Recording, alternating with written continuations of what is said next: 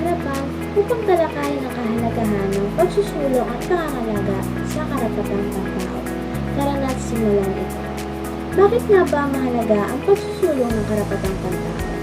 Bakit ito kailangan nating pangalagaan? Paano tayo nito natutulungan?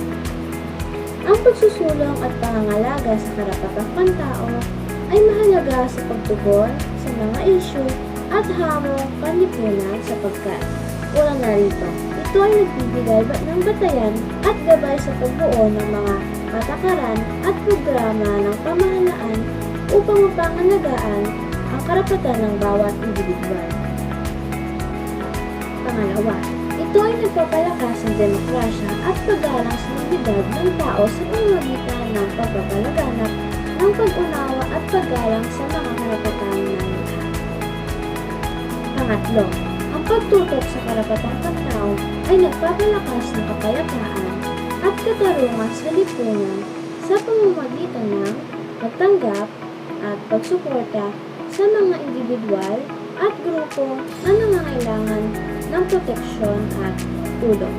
Pang-apat, ito ay nagbibigay daan sa mas maayos at makatarungan na pakikisangkot ng mga mamamayan sa pagbuo ng lipunan, may pagkakapantay-pantay at paggalang sa lahat ng uri ng tao.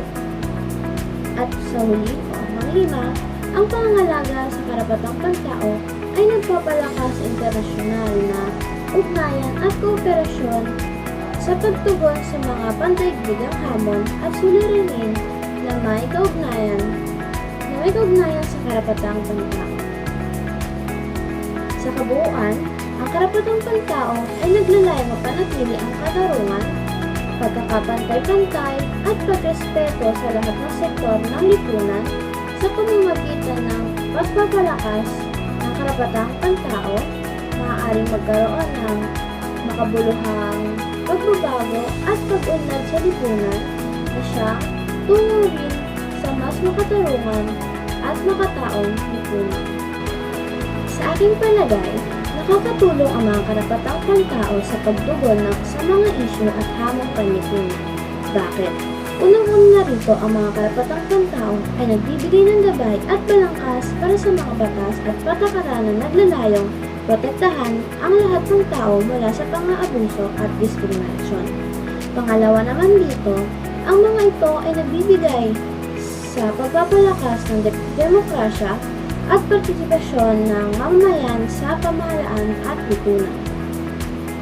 Pangatlo naman dito, sa pamamagitan ng pagtutulak sa paggalang sa dignidad ng bawat individual, nakakatulong ang karapatang pantao sa pagpapalaganap ng kapayapaan at pagkakapantay-pantay.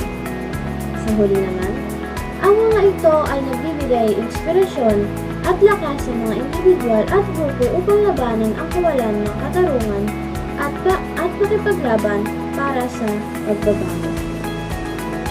So as we can see, ang karapatang pantao ay hindi lamang isang konsepto. Ito ang pundasyon ng ating pagiging tao. Sa pagtutulungan at pagtanggol sa mga karapatan ng bawat isa, nagpapalakas tayo ng lipunan na nagtataguyod ng katarungan, paggalang at pagkakapantay-pantay para sa lahat. Ito ang hamon at panata natin sa pagpapalaganap ng tunay na kalayaan at dignidad para sa lahat. At dito na nagtatapos ang ating vlog. Sana ay marami kayong tutunan tungkol sa karapatan ng pantao.